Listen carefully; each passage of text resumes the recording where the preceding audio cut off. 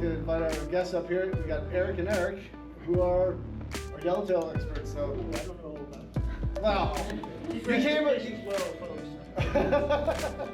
I was told you were, so there you go. So welcome, guys. Thank you for coming. Appreciate it. Hi, y'all. And yeah. Well, you guys want a little background? How you got into spearfishing? What you guys been? Sure. Sure. I grew up here in Santa Barbara. My name's Eric Hodge.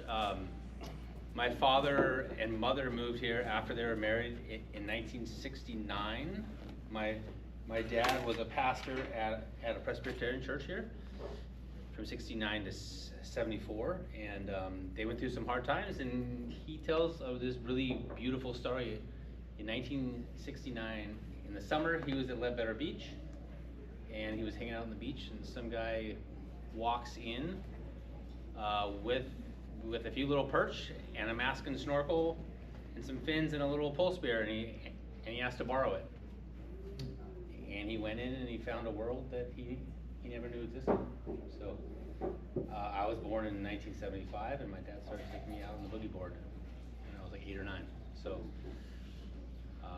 yeah, that's how I got into spearfishing. Start with a little pole spear? Yep. Yeah. Yeah. Remember what your first fish was?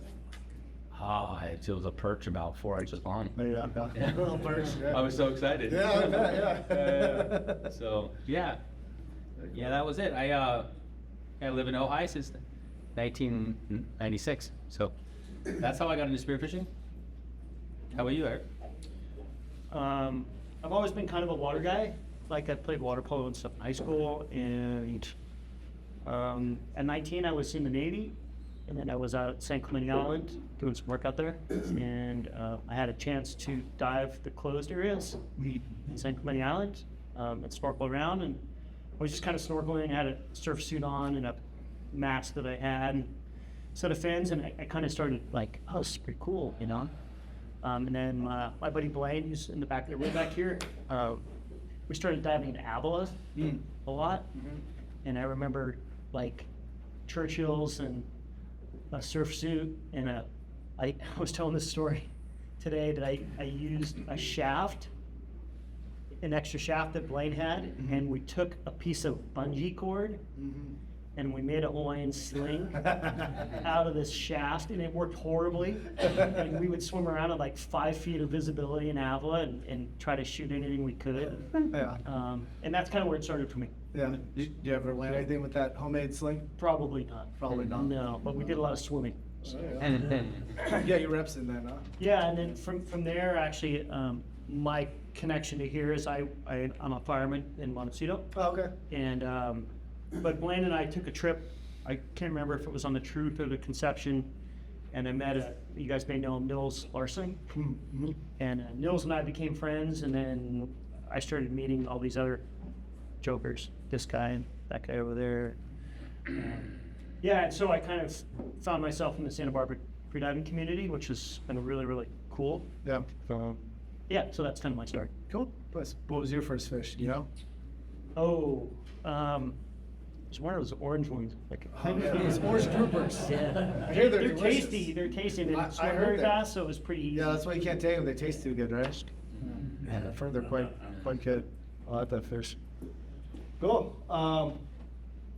Well, I guess, we're here for Yellowtail. What was your first experience with your Yellowtail? You guys, were you on a patty? Were you in a kelp? Were you on a pinnacle? Yeah. I mean, not weird, like, Not Avila. spots My wise. first experience was probably seeing one in the water. Yeah, Probably Anacapa Island. Yeah. In the summer, I think. How many of you guys shot Yellowtail before? Cool. Yeah, a lot of you guys. Why don't we do an exercise? Real quick. Everyone close their eyes. Think of yellowtail diving, like, how clear is it? Just kind of bring it up. 80-foot viz? That beautiful 80-foot viz. Water. Feel the expansion, feel like the opportunity, anything can kind of come through. Yeah, you feel that? Like, can experience that in your mind? So that right there is what hooked me on Yellowtail diving, is the expansiveness. So jumping in the backside of Anacapa like 1998, Right. seeing like 80, 90 foot fish, and then being like, that's a Yellowtail because it swims way up in the distance. What is out there? Yeah. That was my first experience. And feeling like going from sea bass diving or beach diving to that, where the world just got a whole lot bigger. The feeling of that in the body and like what I experienced, I think that's what. Yeah, I'll just echo kind of what Eric said. For me, it was that next step towards like blue water hunting. Mm-hmm. Like it was kind of an intermediate place to be. Right. Yeah, that's kind of was my progression into it. And I think I was probably out at Santa Barbara Island or Cortez, one of the two. Like I don't quite remember. Mm-hmm. So, Yeah. So it was the allure of that open terrain that really kind of got you. Yeah, just a new frontier, for lack of a better way of saying it. Right. Right. A new environment, something else to explore. Right. Yeah. Because I mean, in my experience, they've been beyond the kelp line. All of a sudden, it's just like, what's going on here? Right. And like, Yeah. how am I ever going to find something out here? Because it's just vast. I mean, most of the time you can't see the bottom. You might be able to dive to it if you've got good depth, but sometimes it's kind of like bottomless abyss, and just you're out there. You know, where's the fish? How's this work? So Can't tell you. I guess that's kind of what we're getting to. When you are out there, what is something that you're looking for? I think everyone knows here that you're looking for some sort of current. So beyond like a current, what's a good sign that there might be fish in the area for you? I mean, visibility is really important. Yeah. At time of year. Mhm. I like the 50 to 70 foot visibility. Mhm. Some amount of current coming from offshore is the best. So if the kelp or if the current's coming off the island, if you're an island, that's usually bad. So it usually shuts everything down. So some amount of current coming in some direction that's pulling in from offshore. So it's pulling out of our open water into the island, even if it's coming at an angle. Mhm. That. Okay. That.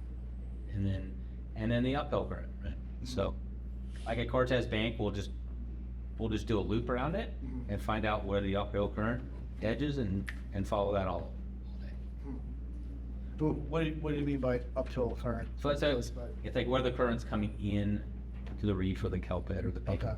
Got it. The leading edge of the Yeah. And then circling around whatever it's bumping up against. Right. Okay, so we're it's initial point of contact. Yeah, and then finding kind of the, like the perch or the bait or the kelp that's on that kind of the outer corner of the outer uphill edge. Kind of working your way out there. Yeah. Is that kind of how you? Yeah, I'll just say this just to get it out of the way. Eric is probably one of the most fishy guys that I know, and he's very intuitive, and I think this is key to the yellowtail diving, is to be intuitive to the subtle changes. Mhm. Like, we'll be diving together, and Eric will say, hey, the current just changed 5 degrees, we need to move. Okay, let's move. And it just becomes, it's one of these things that takes 100 hours, hundreds of hours to try to sort out, because each spot changes a little bit, right?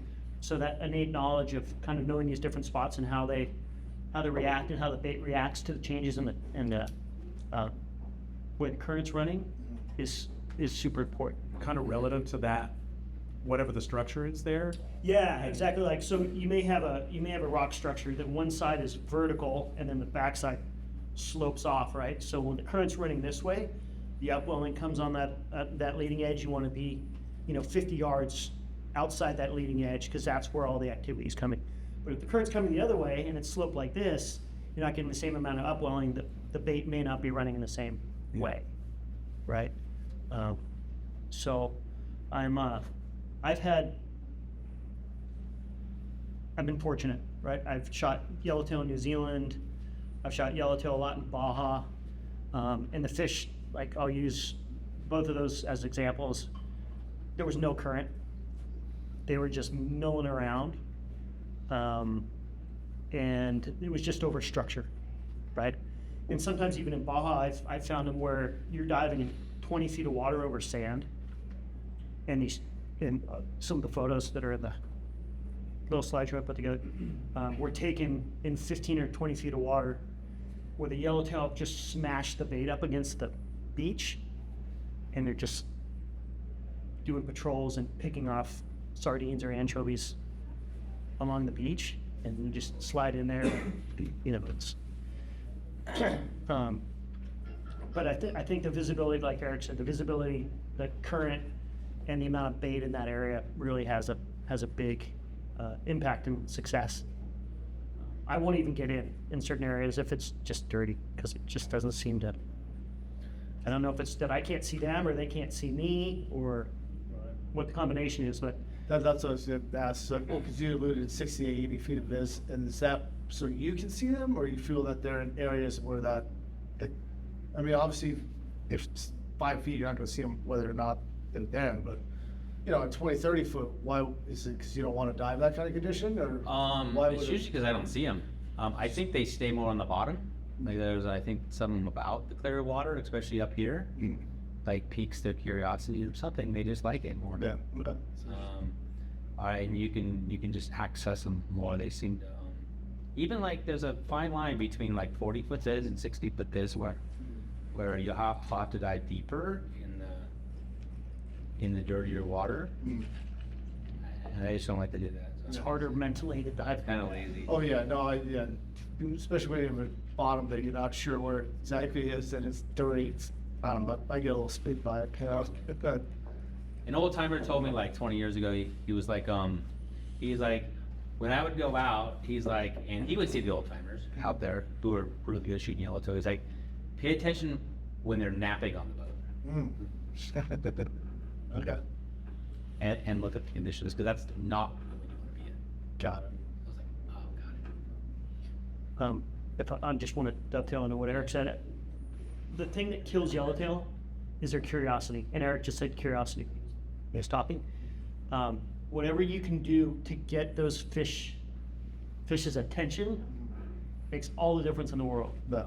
I know guys that wear white rash guards over their wetsuits. The stack does that. Right? I know, I don't know if you know him, John Kushwara, who's a friend of Eric and I's.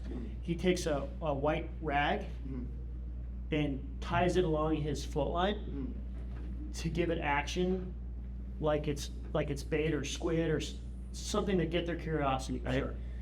When those fish come in, I dive down and I'll dive away from them, 180 degrees away from them, and then I'll kind of do a little pirouette and the fish will be right there because they come in to check you up, right?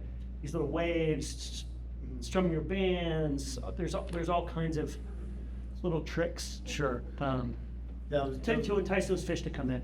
Yeah, that was gonna be one of my questions. Because Yeah. I've heard that they're curious. I know I wiggled my fingers from that one this year. They turned broadside and I got a shot on it because of that. And it was awesome because it's the first time I'd done it. Yeah. And so I was wondering, what's your guys? You talk about float line tying off. Your friend does. I mean, what's a technique you guys like to use for attracting these fish in? I wear like a white glove. White glove. Yeah, I do the same thing. And then you don't, like, the first like 10 seconds is really important not to go toward them immediately unless they're like really spooky, but you kind of earn their trust after a while. Sure. And then they're like, oh, Yeah. if they don't feel threatened, like a lot of times they'll come right in. Yeah. But it really depends on the mood, like that day. Yeah. I think it's a little different every day. Do you guys use those throw flashers or those ladder flashers on the float or any of that sort of stuff? No. I have. Yeah. It's move a lot. So you know what? So you should have a boat driver. Yeah. They almost You do always- a lot of live Live boating. boating, yeah. Yeah, you do a lot of Because live you boating. can, That's the current. you can access a lot of places really fast. Yeah. And then I found that like a lot of fish, with yellowtail diving, you get the first like 5 to 20 minutes are really good, and then they get more spooky or they just don't show up. So I like to like load the gun in the swim set because I'll see them in the first like 20-30 seconds. Sure. And then you get a shot, and then it's maybe another one, and if you're lucky, a third. And then unless it's like really good and just coming through all the time, but and then I move.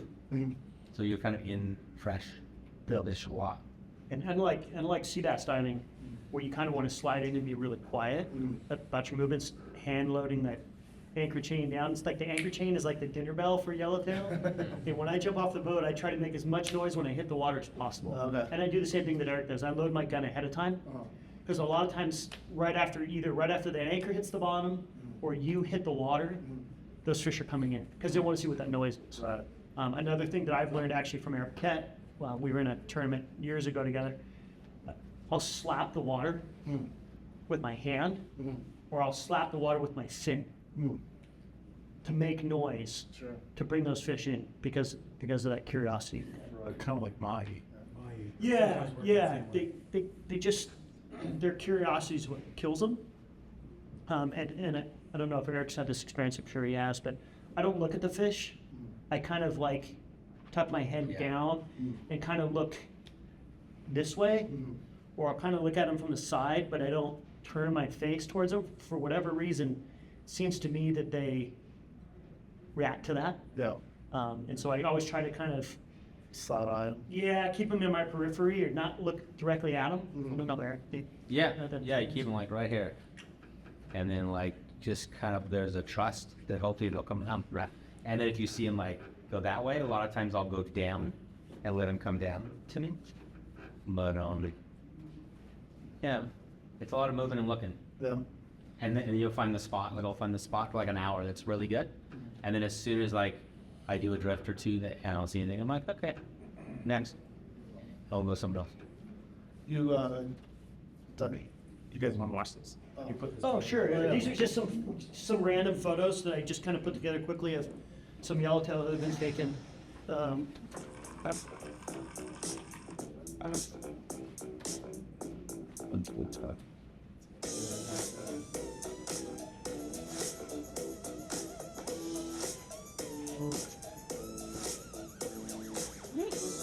See those fish?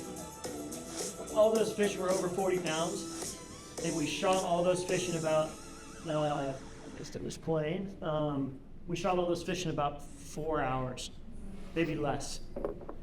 We had a trip where we dove and we were seeing smaller yellows, this size, but nothing really we wanted. We were diving this one area, and the pongero, I had my head facing the other way, and I get hit in the back of the head, and it was the pongero. Drove the boat to hit me with the pongero. And I was pretty pissed. I'm like, bend out, keep, over. And I thought, oh, maybe there's a shark or something else. Matt was in trouble or something weird was happening. And so what happened is we ran out. It was during lobster season, and the lobstermen were taking the dead sardines and anchovies out of the lobster traps and dumping it overboard. And it was just this mesh of like dead sardines and anchovies falling to the bottom, and these huge yellowtail were just coming in. Mash for her. So we got into the string line of the lobster traps. We shot all those fish in like, I don't know, 3 hours, three and a half hours. Yeah, it was a good day. So And they'll surprise you. Like, I remember one year, it was like, 8 years ago, we were diving sea bass at Marmetta like the first week of May, and the water is like 59 or 60. It's a little blue, And I take out a friend who's never really dove before. We anchored up at the edge of the kelp, and me and my buddy jumped in, or experienced like divers, and we shot a sea bass. We were all stoked. He's like literally tooling around 20 feet in front of the boat. And we get back on the boat, he comes back, he's like, I think I saw some of those like yellowfin thingies you talked about. I'm like, it's like first week of May, water's like barely 60. I'm like, okay, cool. And then like 10 minutes later, I'm like, what do they look like? And he's like, well, they were like this big. I'm like, were they fat? Like, they're kind of fat. I'm like, And a few minutes later, I'm like, so how tall? How big? What color? And he described it perfectly. And I'm like, okay. And I jumped back in the water. I swam 20 feet up to the boat. And I shot 220 back.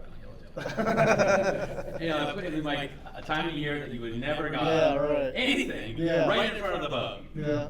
Wow. You never know. Yeah.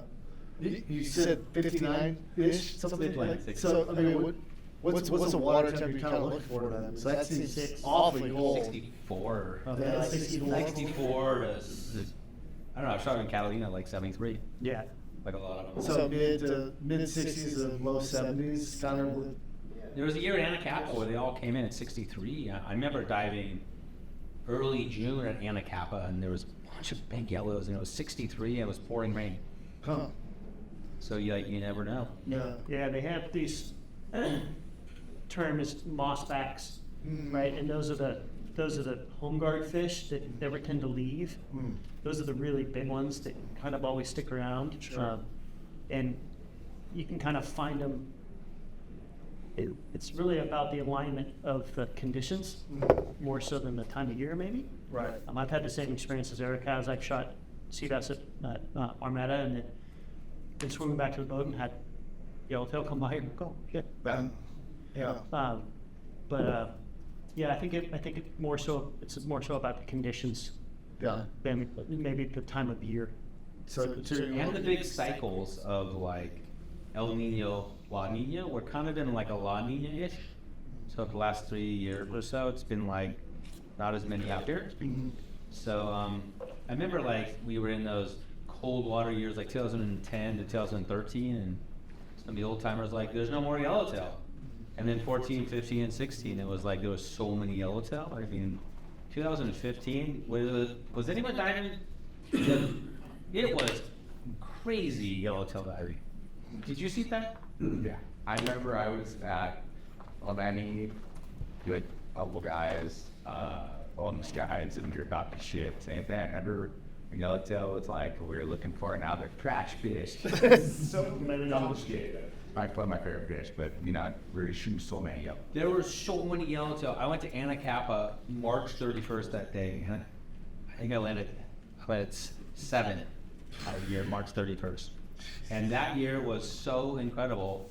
I think you, Shane, you and I went to Santa Barbara Island, and we dove from like 9 o'clock to 1:30 and had 18 on the boat. Oh, this is pretty good. I might stay in 2016, I think, or 2017.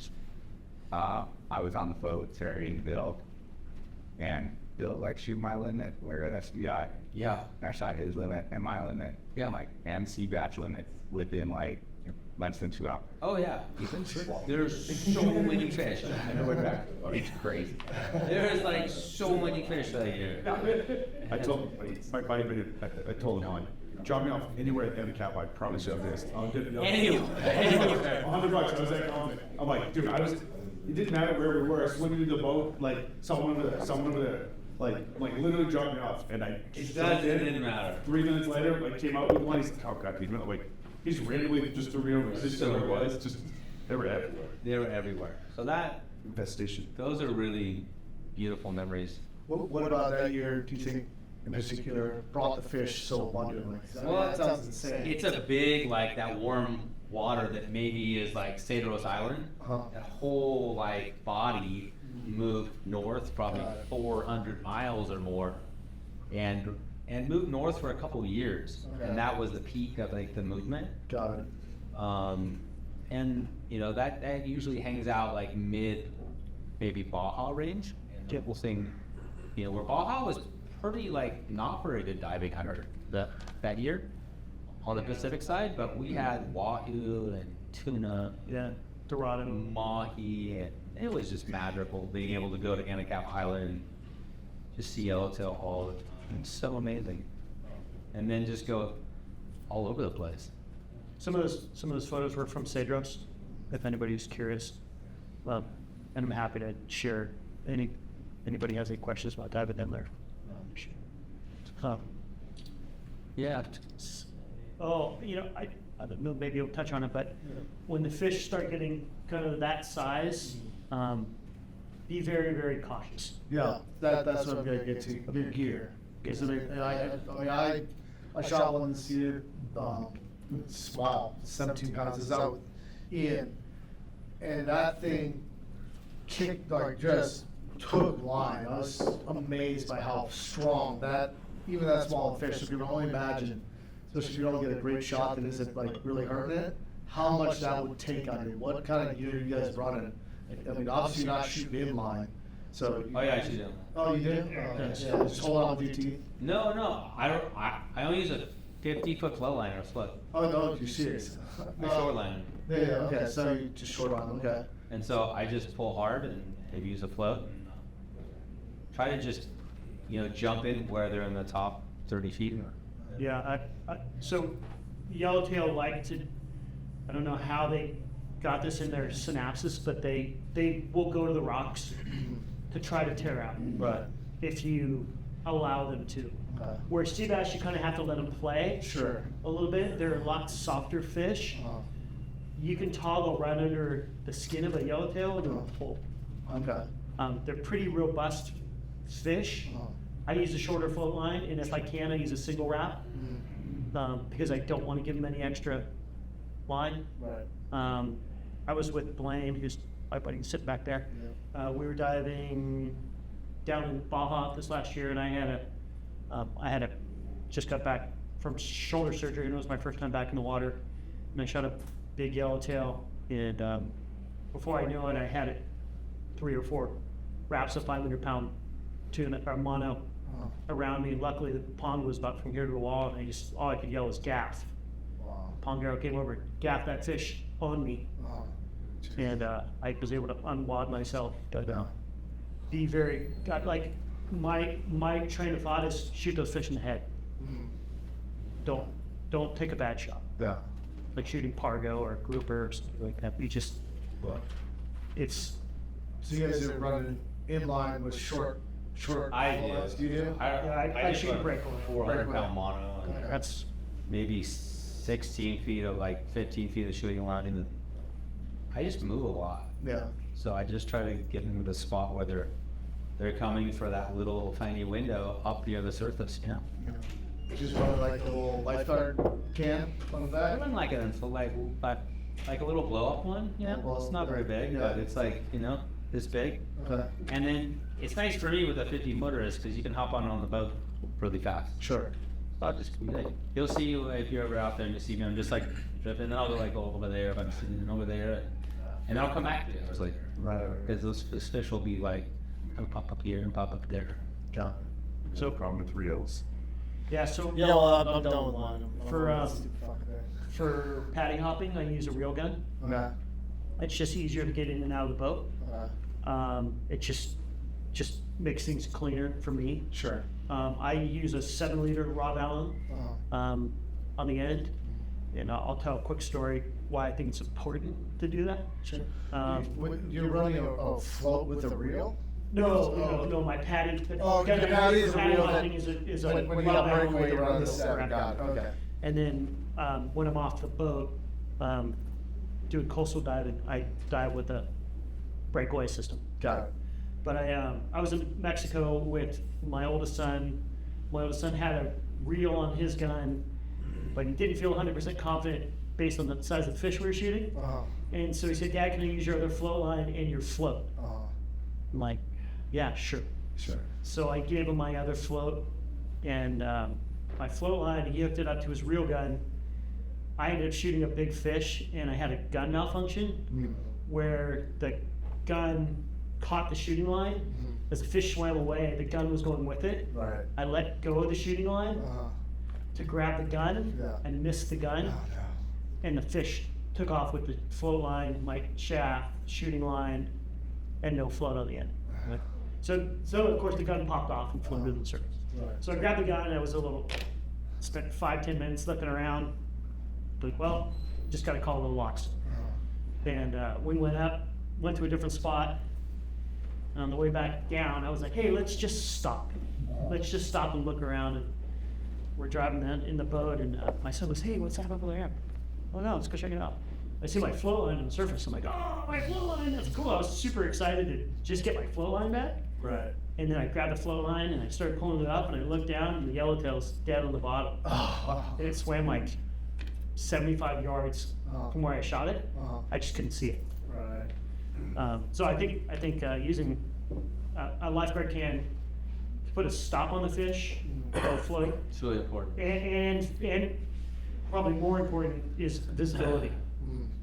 Because you're in that transition between the kelp bed and kind of blue water diving. Right. There's typically more boat traffic running through there. Yeah, the run on the outside. Yeah. Yeah, if you go to a place like Catalina, I wouldn't dive without a float. Right. Yeah. So, on that note, like 7 years ago, we got a call from an old dive buddy who moved to Baja that he had passed away diving.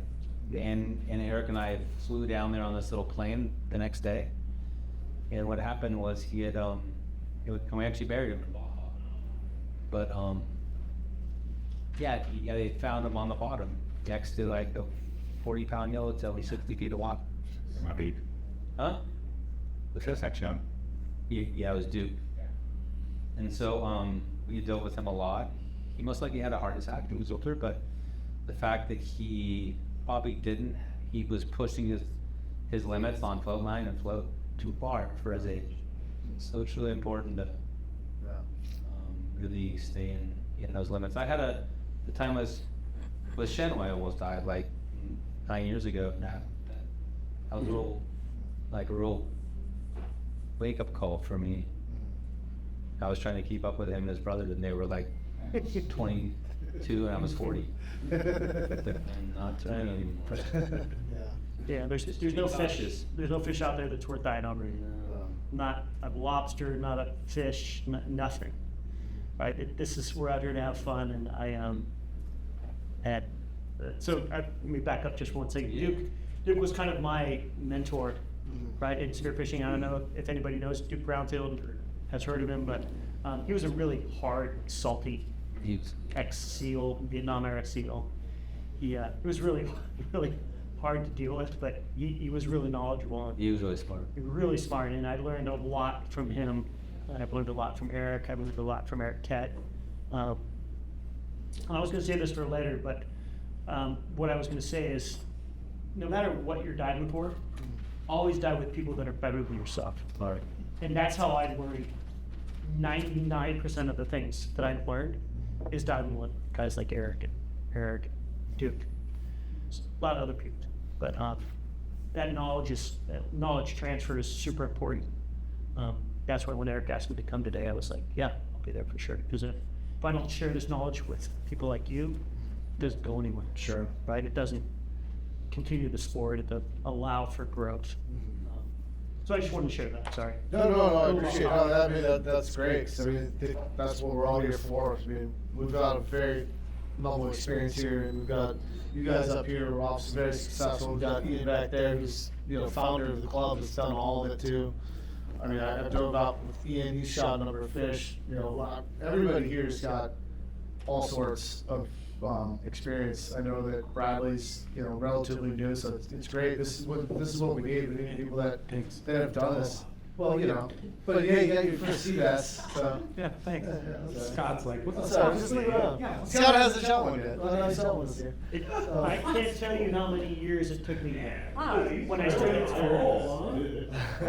freediving and when I shot my first sea bass. Yeah. And it was a different time Right. when then. Right. Yeah. They were struggling. Nobody was shooting 50-pound fish on the first fish. Right. Yeah. Right, which is crazy to me. But it probably took me 7 years, 8 years of maybe seeing a sea bass, but not shooting one. Sure. It took a long time. Again, it was the fishery was different then. Right. Yeah, look at the 90s. Yeah, it was I crazy. owned that band was 94 or so. Yeah. So for those people that haven't had that experience yet, it'll come. Just keep working. It'll happen. Yeah, find the blue water. Yeah. Yeah. It's been pretty dirty this summer. I'm looking offshore. We went to Matt and I went to Cortez last year. I went on my boat. James, you went to Cortez like my second trip, 2007, I think. It was a small boat. Again, in the boat you own, now a little 22-footer with a simple Honda. And he made these brownies on the trip. I found them in the cooler and I kept sneaking them. And he's like, where are they? I don't know. There's no one else out there. I mean, someone took them, I think. But, we're 120 miles out. The light didn't go through very good. Leave at like 3 o'clock in the morning, Yeah. make it there by daybreak, Yep. come back, spend the night at Santa Barbara Island. Yep. That's fun. Yeah, Eric and I went to Santa Barbara Island this year, Matt. And I think, Matt, you shot your first yellowtail that trip, right? Yeah. Yeah, it was super fun. I was at a spot on the backside of Santa Barbara Island, and we're hunting yellowtail, and I looked down, and a school of bluefin comes swimming by. Oh, boy. It's pretty cool. Yeah. Two shot sea bass that day too. We shot sea ducks that day, too. Good. Again. What else you got for me? Well, going back to conditions, tides, do you guys, does that factor into it at all? Do you guys, for Yeah. high or low tide, Yeah. slack tide? There's 2 windows in the tide cycle, especially if you're not seeing anything. Yeah. So one is about 30 minutes after low. So tide starts to pull out in the low and starts to get heavy and pull out. So that means the kelp's gonna usually come off the island, and that's like the switch turning off. Okay? So that means the water's coming off the island to offshore. That means the fish are gonna be out there, because you want the water helping them come in. And then it takes about 30 minutes or so, once the tide bottoms out, for everything to kind of stop, and then just start to move. And right when it starts to move, there's like a magic 30 minutes. Got it. And then right at the high, right at the rollover, Uh-huh. there's a magic 30 minutes. And then obviously the incoming can be good too. But those are the 2 times in the tide cycle. If I'm not seeing anything, that's like, I'll take a nap for 4 hours and I'll jump in for 30 minutes on those 2. Mornings or evenings play at all or no? It depends. I mean, obviously, with the tides, I guess you're probably more be on the tide than you are the time of day. You never know. So there was a year at Anacapa, like 2009 or something, where we would dive in. It was crystal clear. It was like 80-foot biz for weeks, and nothing. And then Greg Feet, I don't know if you guys know Greg Feet, but he used to dive a lot. He was back at the crew, and he went out there one day with like 3 guys, and he dove it all day. And he's like, I'm gonna find him. And he just dove and dove, and everyone was back on the boat by 4 o'clock. And he's like, he jumped back in, and he found this one rock in this one spot. And at 4:45, he said the switch turned on, and he saw yellowtail on 27 consecutive breath holds, and for 2 months straight at 4:45. It turned on at this one spot, and we would go out there every single week at 4:45, and it would turn on, and everyone would go home at 3 o'clock, and it was like one spot at 4:45. So you never know. Yeah.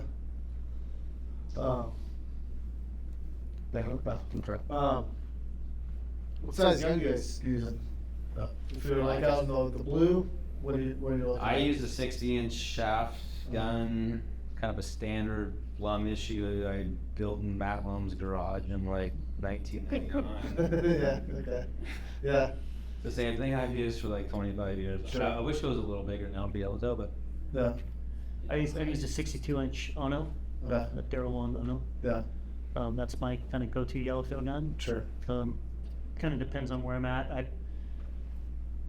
When I've traveled, I've shot them with a 55-inch gun. Like I was in New Zealand. I talked to a guy that I met, and I called him after I shot some fish, and I called him to say thank you, and just that I appreciated him kind of sharing his spot with me. I told him that I brought a 55-inch gun with me, and he's like, "Aw, mate, why'd you give me such a big gun? Caimans will swim all over you. You don't need that big of a gun." Yeah. That in New Zealand they don't. They're not really the prize fish. Right. They're not like the prize fish they are here. Snapper are really the fish of choice in New Zealand, and they're kind of like they're almost like pests.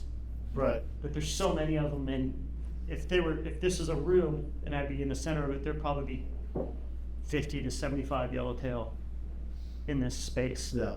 Just kind of vortexing, and it was cool because I was by myself and I would just dive down and just watch them. Yeah.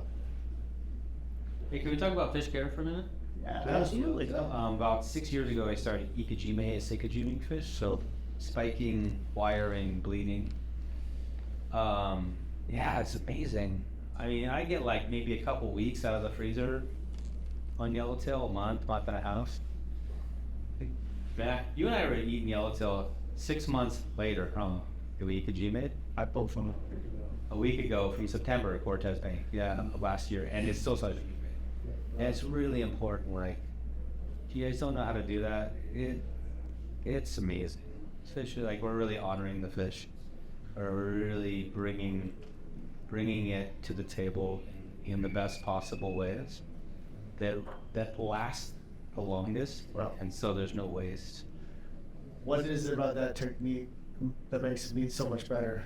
So what happens is when the fish, as soon as the fish gets on the deck, it's basically cooking. Go.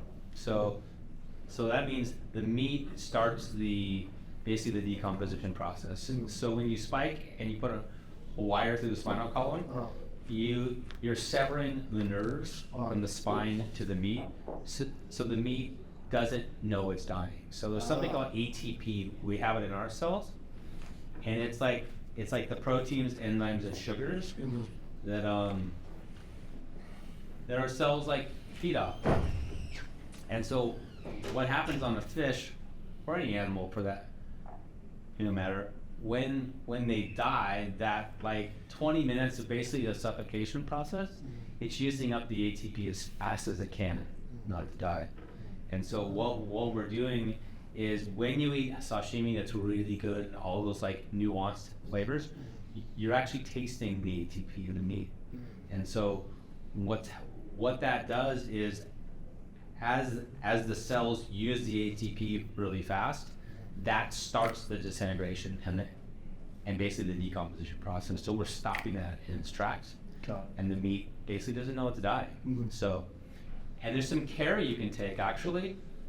So you do a spike in the brain, a wire, and then a bleed to the gills or the upper artery, which is right below the spinal column. And if you do the upper artery, what that does is the heart's gonna pump through the meat and then come back to the upper artery, and then it's basically pumping the blood out of the meat. Where if you do the heart, it's just pumping out of the heart, but this is actually pumping blood out of the meat. The upper artery, is that underneath the chin, that V point, right where the gills meet? Yeah, it's underneath right this? under the spine. Got it. So that's kind of the magic spot. And then you just let them bleed out in water. Right. Actually, because then the blood doesn't coagulate. Yeah, so- it keeps going. I start that process. We start that process in the water, You're right. right? Depending on the livelihood of the fish, I'll either, if it's kind of incapacitated already, I'll just reach in there and I'll grab the gills and I'll just pull the gills up Right. to start the bleeding process in the water. Yeah. Right? And then I EKG all my fish, sea bass and yellowtail, tuna as well. Yeah. I haven't done it in a while yet. EKG is the guitar wire, right? I'm gonna. My son went out to the car because she. So yeah, I know it's Single EK and Shike. I'm like, Yeah, single what is G-Mate what? is a spike and wire. Okay. EKG-Mate is just a spike, Got if you it. want to be technical. No, like, yeah, that's one. But then actually, you don't want to ice them down all the way right away. That's what I learned on rockfish, because I commercially rockfished and we sold rockfish for a number of years. You actually want to pack them really light for about 4 to 5 hours, because if you pack them heavy, they go into rigor too fast, and then the meat gets shocked. You actually want to slow down the rigor process. You want them to go in like 5 or 6 hours later. Okay. They'll actually extend it, and then what that does is actually extend the time on the back end a day and a half before they come out. Rigor, and that's like, you can go home. You can even cut the fish up 3 or 4 days later. Like you have, it's the time you have to extend, and that aging process is where you get a lot of the nuances in the meat. So. I'll pass this around. Yeah, Eric. When do you get them on ice? Well- 4 hours? Well, you want to get them on ice within, half an That's hour. the spike that but I use, and like- this is a homemade piece of wire. Light, This is and a then like a welded wire. repack, Water like ice. 5 Take to 6 welded wire, hours. and you can open it up. You do it like water? You keep this up water there. in water bottle. It's in my frozen bag. Water Okay. bottles. I like flake ice. That one, That's the I best. used to But, see this. but I a see this really light pack to slow So down this that one, cooling you process can actually in the feed beginning. through. and then a heavier Yeah. pack 5 to Yeah. 6 hours. So you get the spinal column. And that Turn it- allows the meat Yep. to slow down. So when you're saying pack, you're actually talking about putting physical ice within the cavity where the guts are? Right. Okay. So a lot of times I'll just like throw them in the cooler Uh, and sprinkle a little bit of ice on top. yeah. And then 5 hours Uh, later, then you stick them down and you pack Then them. you really get the ice. And that slows everything down. The Japanese don't even put their fish on ice. They have a grate Uh, with ice underneath it, and they lay the fish on top of it's that. like evaporating, cooling. Yeah. From the oil. Yeah, until, just like Eric said, until they get back in port, and then they'll add the ice to it. And what's amazing about the process, you can take an average fish Uh, and make it the most amazing thing. So I was introduced to a Japanese chef who, this guy Junya Yamasaki, when I was commercial rock fishing like 7 years ago, and he came on my boat for a year and a half and taught us this process. This is about 6.5, 7 years ago, and he went through all the fish. I mean, yellowtail and rockfish and sea bass, and he went through every single fish. And he comes back after a year and he goes, "You know what my favorite fish is, and the best quality, and what we would get the highest price for in Japan, like yellowtail." He's like, "No." They're like sea bass. He's like, "No." don't tell me sheep that. White fish. Like ocean white. Ocean white. Ocean, oh, Ocean white fish. Do it. I do like the whitefish. Whitefish ikejime, 4 weeks. 4 weeks it'll keep, and it ages better. Week 3 and 4. 4 weeks. Wow. It's amazing. Wow. When you're saying age, obviously age being time, but what about the fish versus week 1 to week 4? What's the flavor? How's that been had? So what's the There's, Oh, whitefish is just incredible. Yeah. I mean, it's just buttery and the sugary and everything just It's comes kind of like a alive. real nice wine. It's just real For depth. wine or beef or, Right. or whatever, it's just, I don't know how to describe it. Sure. You just gotta try it. Okay. How are you keeping it during that time? So the best way to keep it on that is you would fillet the fish maybe 4 days in, and then you keep it on fish paper in an actual like fish fridge that's like humidity and temp controlled, Mhm. and then you change the paper every day. So the actual fillet you keep it on. And I remember going down to this restaurant, and I had some for the first time, like I think like 6 years ago. I'm like, oh my gosh, what is this? He goes, oh, that's the whitefish you got like 2 weeks ago. I was like, no way. what's fish ticker? I don't know, it's the stuff that they use in Japan. But it's green, it's fish paper. So it's not butcher paper. But the brown. No, this like you first skin it. whatever the hell it is, butcher paper, green and paper. I saw it, But just, I usually keep my fish on ice for about 24 hours after I shoot them, Yeah. and then I fillet them. Uh-huh. It's kind of the same idea that Eric has. It allows the fish to relax. Right. And then I fillet them out, and I vacuum seal all my fish. Right. I don't, and this is something I learned from Eric. I never wash my fish with fresh water. I vacuum seal it as it is, because as soon as you add fresh water, chlorine and all the other things that are in our water systems, it starts to degrade the fish. So I just leave it vacuum sealed, and I just put it in there. If I need to wash it on the back end, then I'll do that when it's defrosted. But I don't. Just from, I know we're getting a little off topic. No, it's all great information. I mean, I'm glad you Fish brought it up. here It's something I never would have considered, but it's very important to me. I'm very intrigued. I know the ikejime, shikejime thing is really kind of coming around. I've been hearing more and more people talk about it. I haven't personally done it, but it seems to be it's not to don't brain and dismiss it, bleed but your fish? what's that? You don't brain and bleed your. Well, I do, but I've never done it down the spine and the whole. No, of course it bleeding brain. So there's another way to do it. The one way is to go kind of between the eyes, just backwards, and you kind of had a real flat angle of the fish. Then again, I know we're getting off topic. The other way is you cut the tail Oh, and you crack the tail open, yeah, and then you can run it from the back end. The spinal column is easily exposed right there. right. I've actually been doing another technique where I take a fillet knife and I'll cut the forehead essentially down, maybe about a half to a quarter inch, to expose it on the head side of the fish. Got it. And then then it makes an easy insertion. And what would make you go one way or the other? Just the type of fish, or just Yeah, where you- sometimes the type, the size, Yeah. what's going on. Halibut can be tricked this morning. Well, I was just gonna say, I could see breaking the tail of a halibut being much easier to go that way than coming down through the Yeah. top of the head. Yeah, they don't, on long range boats, they don't do it from the tail because it makes it harder to fillet. Oh. Right, because now Yeah. you compromise that angle point. Right, yeah, well, I mean, that's how that's, yeah, kind of back to the tail But, and skin it back up. once you've done it a couple times, it gets pretty easy. Got it. How are we doing on time here? We're right on time, we're right at the 8, so we're here till 9. I don't really have anything much more. I got a question for you. Yeah, questions, I have a please. question for you. Curious, what's your routine like the day before? How do you prep? What do you load up? What do you bring? What do you not bring? What do you eat? And what's your kind of 24-hour window when you know you're eating the heat? Yeah, tell me what it should be. You try to sleep as much as I can. A lot of sleep and protein for food, and try to take a nap on the way out. Eric likes to sleep. I like to sleep. And Eric Well, sleep in the boat. Like waking up when we're there. So nobody laughs. Some of you guys will know this. I'm a firm believer in donuts diving. Okay. I'm a firm believer and this is counterintuitive to how I normally eat and drink.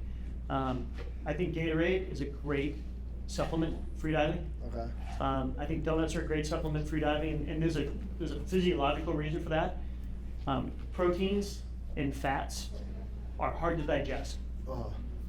Where simple carbohydrates digest very quickly, and you don't take a lot of blood in your stomach to digest those things. Yeah. So what's that? You And you won't puke, yeah. The original Ironman triathletes, Uh-huh. they would drink defizzed Cokes Uh-huh. and donuts. Okay. That was the fuel that they would use in the beginning, because carbohydrates are easy to digest. The night before, I may go kind of a more heavy on the proteins, but on the dive days, I eat a lot of carbohydrates, Yeah. just for that reason, because it's quick and easy. Sure. Uptake. Yeah. As far as dietary, what are your feelings about bananas? Well, bananas don't belong on boats. Okay, Sorry, we'll just- I agree. I love bananas. Yeah. I bring them on the boat. You bring it on the boat? All right, all right. Gotta ask every guest this. I'm not very experienced. I know this psychologically that men are quicker to pull the trigger than a woman. When I get in the water, I have seen fish, but I probably, if a man were to sell that fish, I would pull the trigger. My thing is the confidence, and you guys were kind of talking about this, can I even handle this if I shoot it? So speaking from that, how do I build up the confidence feeling at this level? And what should I be? I'm just going after the back in my content back to. And I've been asked the question, or Dave brought up his Yellowtail experience.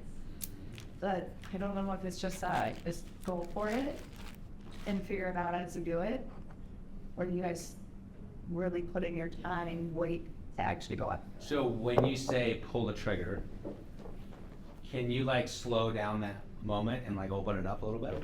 Like you're like, and then what's happening? I have a visual in my head. Okay, I yeah. forget What is it? where I was with Bradley and Dave, and I remember telling you, I kind of think that was the Yellowtail that I saw. But it's very, there is a hesitance. This is like, right? And it's like a worthiness That's that I'm trying to overcome. right. So if we can like, if any of us have been to therapy, right? We take that. I was in therapy yesterday. It's like take that and blow it up, slow it down. What's there? Right? Welcome to Santa Barbara Freedivers meeting. Let's make a breakthrough. How about a psychedelic journey? But literally, that is like, that's it, right? It took me 2 years of like basically swimming in blue water for Yellowtail before my nervous system calmed down. Because it was like, oh, sharks, this, that. Yeah. It was outside of my comfort zone. wrecked them. So being able to unpack those little things where we don't feel confident and why, like that's the magic of like everything in life. Yeah. Could you elaborate on the kelp packs?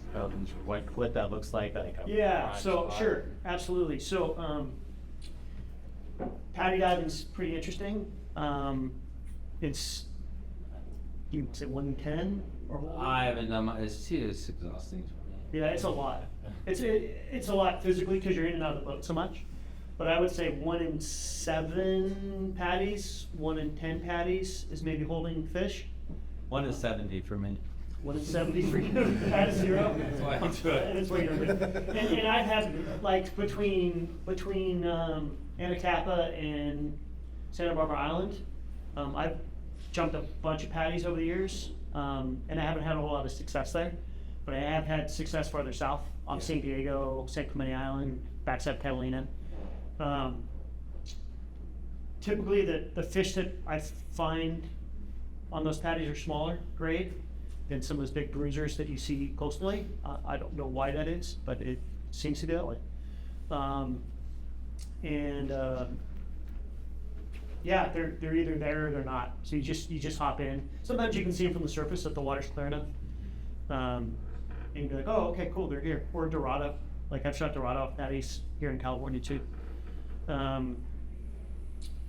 You just gotta kind of go look, hop in, and then you use kind of the same techniques. You know, if you see them, just kind of dive down and look away from them, dive away, do one of these.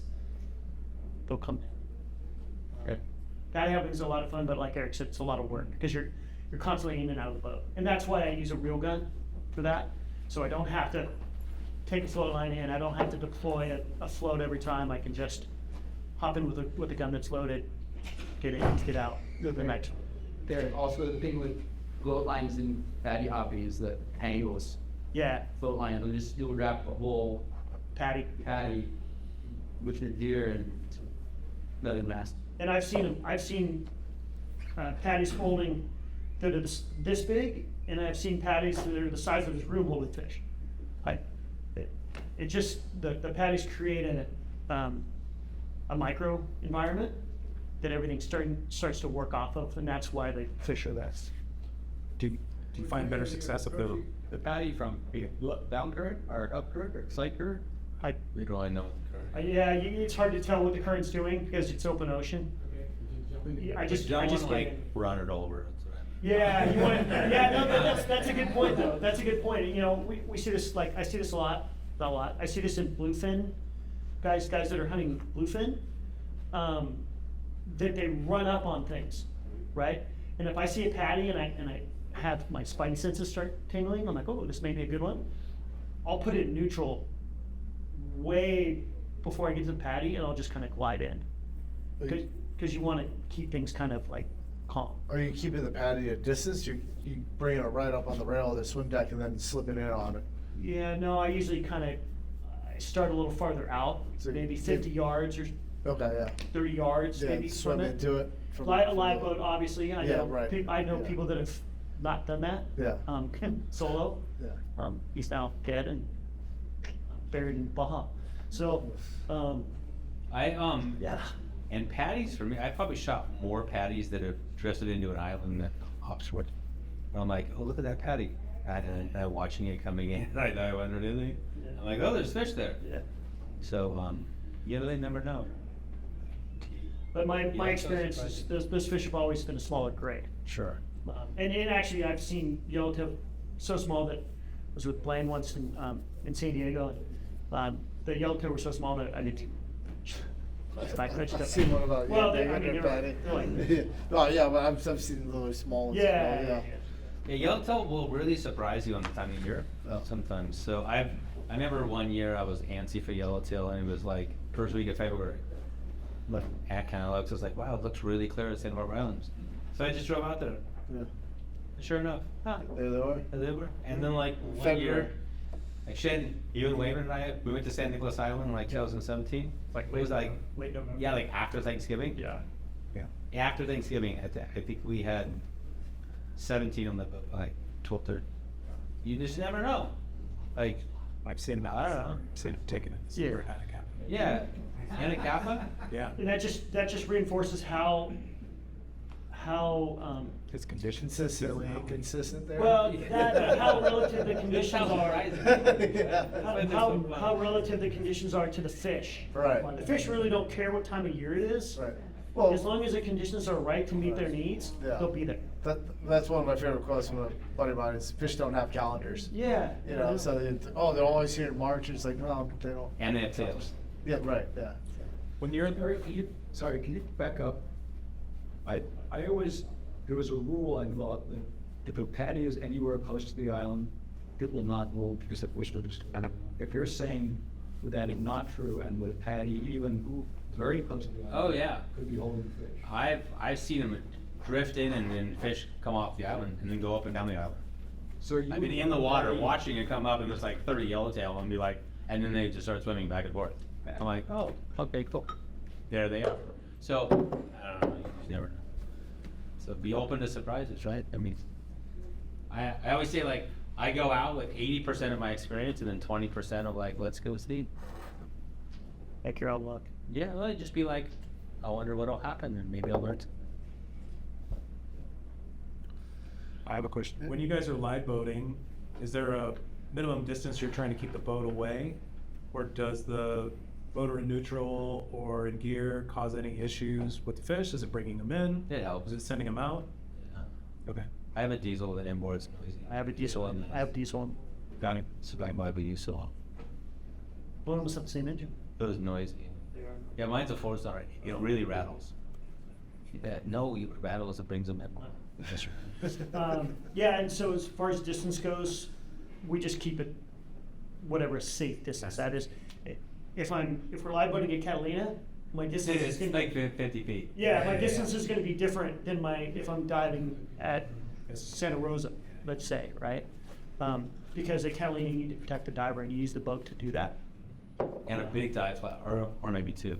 I mean, in Catalina, my first experience there was like, it's crazy. I pulled up, and I've been diving here for a lot of years, and we pulled up to the East End, and it was like 72 degrees, and there was like rent-a-boats, and there was jet skis, and there was divers, and there was fishermen, and there's people like, you know, looking at the sky as they were driving boats, and there was like, I'm like, oh my gosh, what is this? It's like a war zone, and then you jump in, there's like schools of 30-pound yellowtail. You're like, whoa, okay. So you just never know. Tips, you mentioned it took you like 2 years before your nerves were calm. Yeah. Not thinking about stuff. So tips if you're transitioning from reef fish to sea bass where you like arguably don't have to dive much or as deep. Are you weighting yourselves differently, and like what are some, like are there benchmarks like, okay, you need to be comfortable holding your breath for a hell of a lot longer, like anything you can remember like during that transition period and get comfortable enough that I think just really tuning into your own nervous system and heart rate. That's the best thing. It's basically over the time, it just calmed down, right? Like, I got more comfortable with something that was uncomfortable. And then kind of tuning into when your nervous system is like, oh, because then I think the fish come in more and they don't feel you as a threat. And they're like, oh, this guy's cool. And then you can hold your breath longer and everything just kind of flows more. Does that help? Yeah, 100%. One more question. I know at the sea bass meeting, there was Eric and some of the other guys mentioned like they come into PV earlier. Like, okay, so you obviously have the islands here and you can go to Mexico, but are you guys, or have you been traveling down to San Diego, Palos Verdes? Like, is it more worthwhile if you're on the coast, so you don't have the boat? Like, any general advice you could give for chasing the fish in warmer water? It's hard on the coast, like consistently be out so. Yeah, I've short of La Jolla and shot yellowtail off the beach in La Jolla. That happens. I mean, there's big fish that come into La Jolla, big yellowtail that come into La Jolla.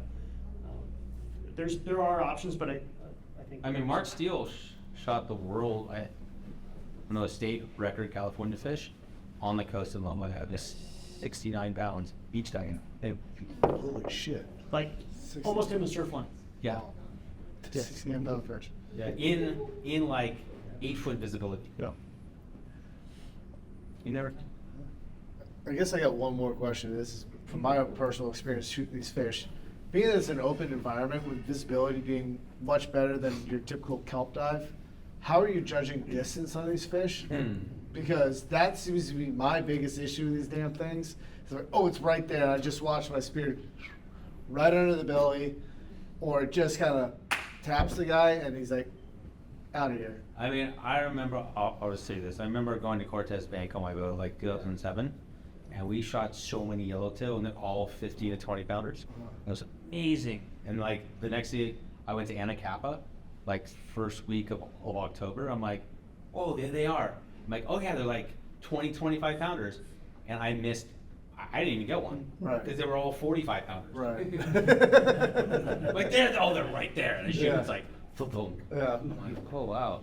So it's like literally like changing the mindset and going, those are actually, after the first shot I missed, I'm like, okay, what did I do wrong? Yeah. Let's reset everything. Okay. I've shot a lot of yellowtail, like, that are like, I aim this far ahead and this far in front of their nose. And I hit it way back, like halfway back, halfway, and almost like in the gut. Okay. So just like how fast they're moving is a big one. Sure. Sometimes they're in feeding and they're just fast. Slow it around. Oh my gosh. And sometimes they're just hanging out. So is there something in particular you're looking for to tell your distance on these fish?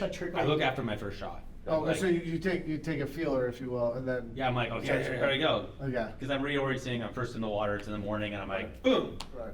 Did I get it, or did I? Got it. And now what do I need to do? Yeah. So a trick I learned blue water diving for wahoo was when I could make out their eye on the wahoo. There was a caudal fin too on a wahoo. Okay. That when I could start either making that out or I could make out the distinction in color in their eye, I knew that I was close enough. Got it. And a similar kind of thing to give you distance.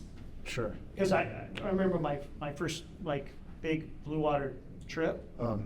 I missed my first 10 fish. Sure. And I was shooting a 72-inch Merlot tuna again. Right. And they were going, Right.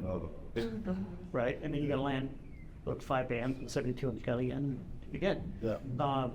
Because the fish were way bigger than I thought they were, and they were way farther away. Sure. So one of the guys on that trip showed me that. He's like, just once you can start making out the nuances of the eye, then you were probably close. Got it. That's just something I learned. Right. Perfect. You guys shooting single flopper, double flopper, slip tip? Slip tip. I shoot 5-inch pens. I shoot slip tips. Slip Cool. tip. Cable, Dyneema? I use cable. I used to shoot cable. I shoot Dyneema now, and I shoot all my normal fish like the pelagics, and yellowtail and sea bass. I shoot with slip tip, and then pargo, grouper, and that sort of stuff. I shoot with a flopper or a double flopper. And shooting line, Dyneema or mono? I run 400-pound mono. Yeah, I have cable on Change it my twice a year. I have cable on my tuna guns, and I'm slowly changing everything to mono. Yeah, they both have their benefits, but mono's cheap. It's way cheaper than shooting cable, and you can actually cut your way out of it if you have to. Whereas cable's kind of scary. What are you guys doing on time, you guys? I think unless anybody else has got something, I think we're good. Yeah, I'm happy to answer any questions now or Yeah. later if you guys want to grab me. You guys taking any mentees? Any what? British days? You want to be a mentor? Cool. You guys have a good, like, one that got away story or a fish in particular that you remember? Oh, I got away a lot. Got a lot of those. Ooh, there's a lot of big fish in Anacapa that I miss most. really big ones. Those like single or double 45, those 55 pounders. Ooh, they're so hard to get. They're really wary. But yeah, those are tough fish. You know, I had a really, I've had some really good days on big fish there, but they're really on sneaky guys. If you do this long enough, you'll have fish that are ingrained in your head. Yeah. You'll close your eyes. You'll think about that fish like 5 years later, right? My one almost got away story was the one about the float line. And I came back and I was so happy just to get my float line back. And then I pulled it up and there's a 40-pound yellowtail at the end of it. That was a really cool story. Cherry on top of the whole. I had another moment where, like, and this is my experience, and maybe Eric can echo this. Those bigger fish are singles or pairs. I had a pair of 60s come into me one day, and I was like, "Ooh, those are big fish." And they don't get that big by accident. Right. They stay way out on the outside, and they just kept. And I'll never. They were touching. No. I think we had one that we were hook and lining for fun, and we broke off one on a Rapala or something, and we shot it the next afternoon. With the Rapala in it. With the iron. That was really fun. Yeah. Guys, I would, I mean, I don't know, you think outfit bound, you'll fight harder than, like, with something. I've never. Oh, it's different. A different fight, right? It's a different fight. Yeah. Like it's like.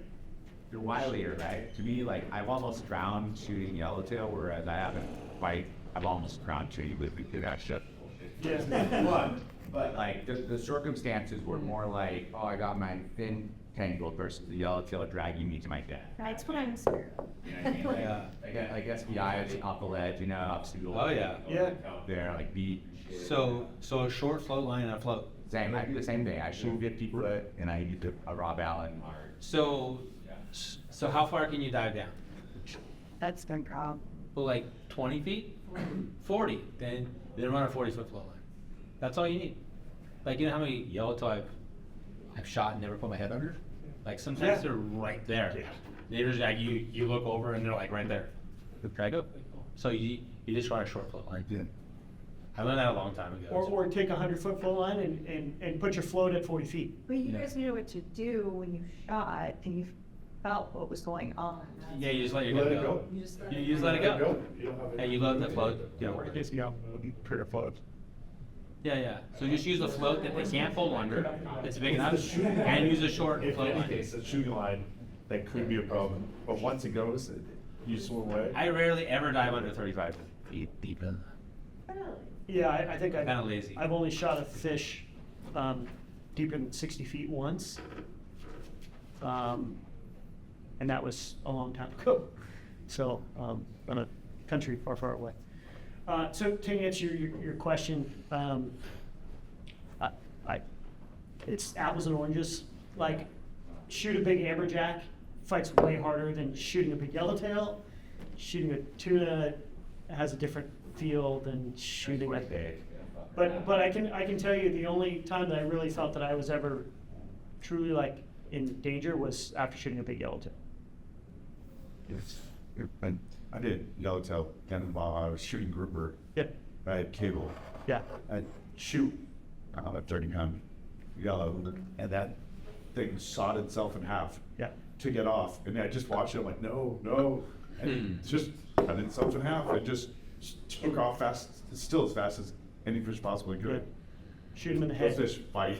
Shoot him in the head. Yeah. That's it's hard to see in some of those photos, but Matt Lum is with me in those photos, and if you look at I can show you which fish are mine because they're all shot in the head or shot in the gill plate because I don't want to mess with them.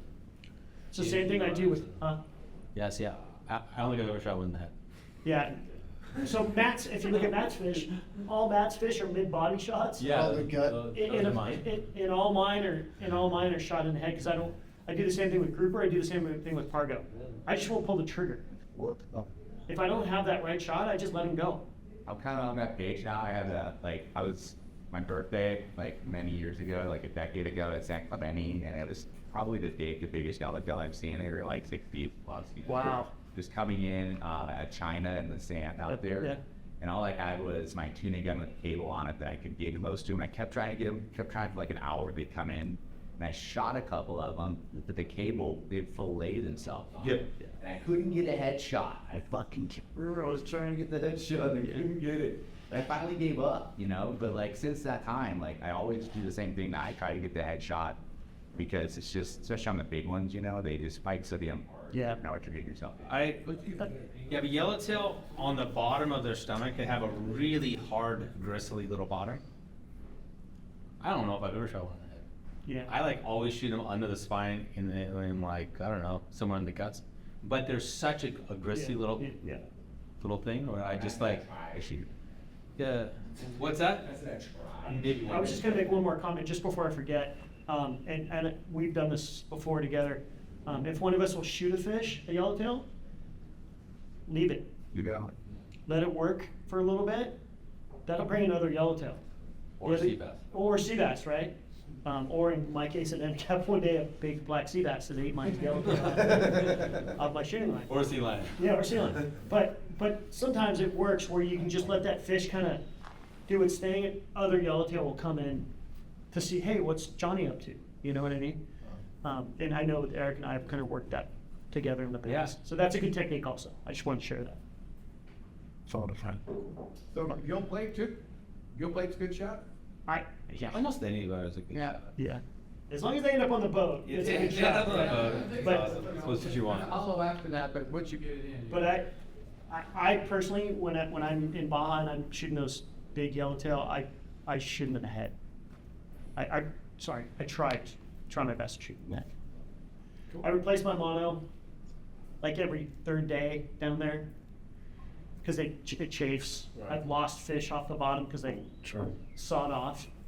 You said you're running Dyneema for shooting line? No, for my slip tip. Yeah. And I use mono for my shoot. Try most of my guns are mono. Anybody? Anything? I think that's about good. Wise old sage. You got anything to add? Eric? Good advice. So just All right. just quickly, I learned the most I know about spearfishing and freediving from these two guys. Sure. And from other people that aren't with us tonight. Right. But so I totally, and I said this before, I can't encourage you guys enough to dive with people better than yourselves. Right. And I still do that today. Right? Eric calls me tomorrow and says, hey, you want to go? Yes. Yeah. I'm going. Because I learned so much from him. I learned so much from Eric Cat and from so many other really experienced guys. And I really owe my experiences to them. So. Awesome. Yeah, okay. Well, thank you guys. Yeah. Appreciate it.